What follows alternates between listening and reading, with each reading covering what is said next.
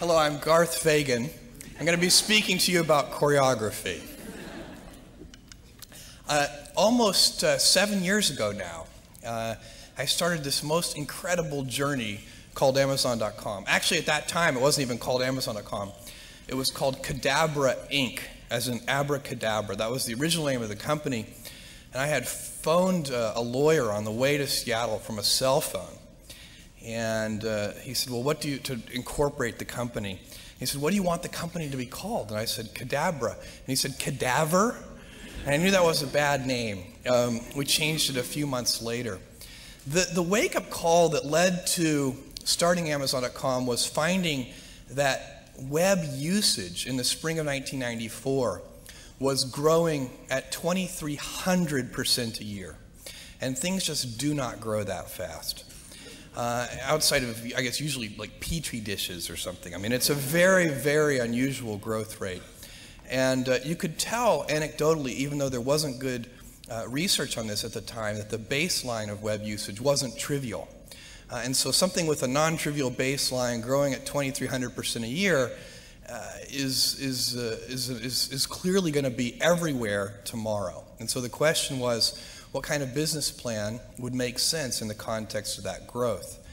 And I went through a whole bunch of different things. I made a list of 20 different products, looking for the first best product to sell online. Came up with books for a bunch of reasons, but primarily because books are very unusual in one respect, and that is that there are more of them than there are products of any other category.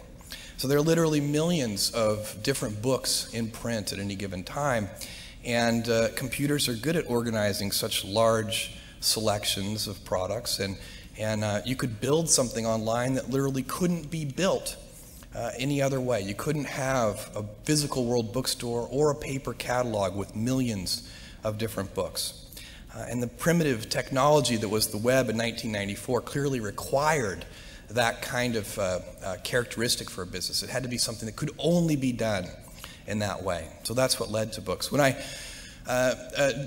decided to do this, I first talked to my wife, who is sitting here in the audience, and she had married a relatively stable, goofy, but still relatively stable person working at a Wall Street firm. I worked at a quantitative hedge fund, and this was a hard decision. And I was looking for the right framework in which to make that kind of important decision. And the right framework I found is a regret minimization framework. And so that's just a nerdy way of saying that you want to project yourself to age 80 and then think back over your life. And if you're 80, what are you want to minimize the number of regrets you have throughout that period of time. I think this is something a lot of people do, maybe subconsciously. Very few people probably name it regret minimization framework because most people are healthier than that. But it was a very clear way for me to think about making that kind of life decision. And the way it helped was I thought, okay, if I go do this thing and participate in this thing called the internet that I genuinely believe is going to be a big deal, and if I fail, am I going to regret having tried and failed? And I knew the answer to that was no. But I also knew that if I didn't try, that I would always regret that. I would always wonder, and it would haunt me until that mythical day, which I actually hope will come. My wife is trying to get me to eat better. One of her heroes is Dr. Weil, so if you're in the audience, your dietary constraints are currently being inflicted upon me. But I suspect it may help me over the long term.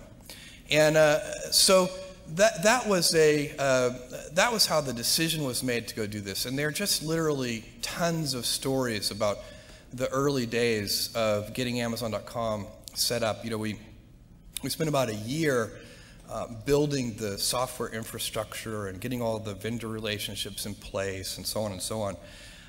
The day before we were ready to launch the store in July of 1995, one of the software engineers, we were looking at our little 400 square foot distribution center. And I remember very clearly this person looked at this. 400 square feet is about the size of one car garage. So it was a kind of a toy distribution center, and although there were real software systems behind it. And he said, he looked at this little space, and he said, I can't figure out if this is incredibly optimistic or hopelessly pathetic. And indeed, we didn't know. There really was no way to know how customers were going to adopt this kind of technology in these very early days. There was a lot of risk involved. In fact, also in the audience today are my parents, who were the original funders of Amazon.com. They invested about $300,000, which is roughly their, was a reasonably large fraction of their life savings. And my dad's first question was, "What's the internet?" So they were not betting on the concept or the idea. They were betting on their son. I told him I thought there was a 70% chance they would lose their entire investment. That was an important disclosure because I wanted to be able to go home for Thanksgiving dinner no matter what happened. I'm very happy that that investment has worked out very well for them. But it was I was giving myself triple the normal odds. Startup companies are very tricky things, and fewer than 10% of them actually go on to make any return on an investment at all. And so I was giving myself a 30% chance, and just wildly overconfident. But things actually worked out. The planets aligned in those early days, and starting